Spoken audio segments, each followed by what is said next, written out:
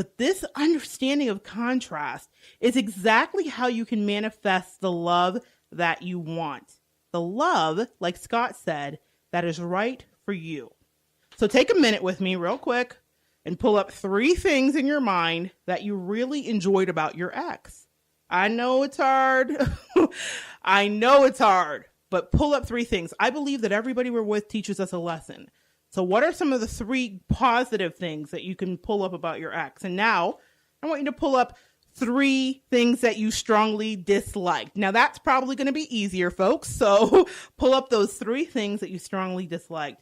And I want you to know something, that right in between those 3 things, right in between those total now of 6 things, is what we call contrast. Every relationship we're in offers us a lesson and a feeling that we have towards our partner, or a way our partner causes us to feel about ourselves. So we can learn something. We are really building our life from a memory bank of our experiences. We weigh what feels good and what doesn't feel good, and we take it into new circumstances. Now, those of you out there who are coupled may be saying, well, I love my partner now, or maybe like Nettie last week, you love your partner and you've been with your partner for a long time. Can contrast still help or affect you?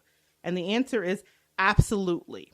Absolutely yes. Now, for example, if you're experiencing behavior from your spouse and you're investing a great deal of energy into wanting to change them, but you do it by complaining, I've been guilty of this, and telling everyone or your bestie how they're the worst, or how, you're not happy about it. Well, attention goes where energy flows. And that means that you're only magnifying the very behavior that you find so distasteful. I'll say it again. You are magnifying the behavior that you find so distasteful. And believe me, I understand that sometimes we all need to call up that friend and vent. That is human. We all do it. But what I'm specifically talking about is that steady stream of energy and unrest and negativity that we may focus on our loved ones in a certain direction. If you're having strong feelings about how something doesn't feel good, you're creating. So here's what I advise you to do. And let me say, I don't just advise this, but I do it in my life. In fact, I've shifted things in my life just this week. I was in a state of negativity and complaints, and I shifted it. And maybe someday in the future, I'll share the results of that. But it did work, and I had to get out of myself. So this works, and I'm not just telling you to do it. I walk it, okay? I want you to speak over yourself and your loved one what feels good, what it is that you want. So if your wife has a habit of leaving the laundry in the dryer and that bothers you, acknowledge that it bothers you, and then turn it on its ear and privately and repeatedly say something like, it's so nice to open up the washer and it's empty.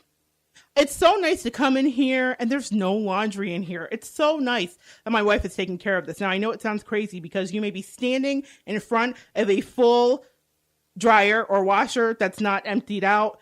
And so at first it feels disingenuous.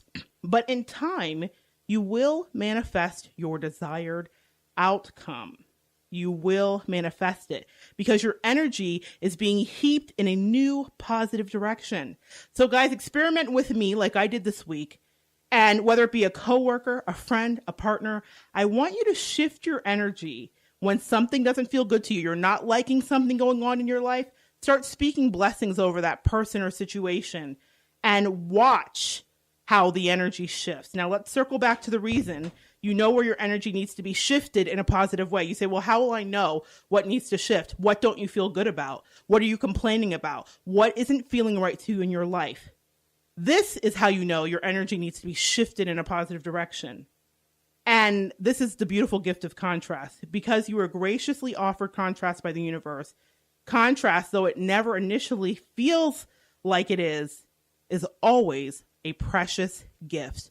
So lean into that contrast and start creating the life that you want. I'm so glad that you're here to join me the day after Valentine's to celebrate love, dating, some great dating advice from Scott. Thank you again. I want you to join us next week as we go into storage, the love and care of children, that unconditional thing that we feel, with a beautiful guest that I'm so proud to have on next week named Terry. So join us next week as we continue to evolve together.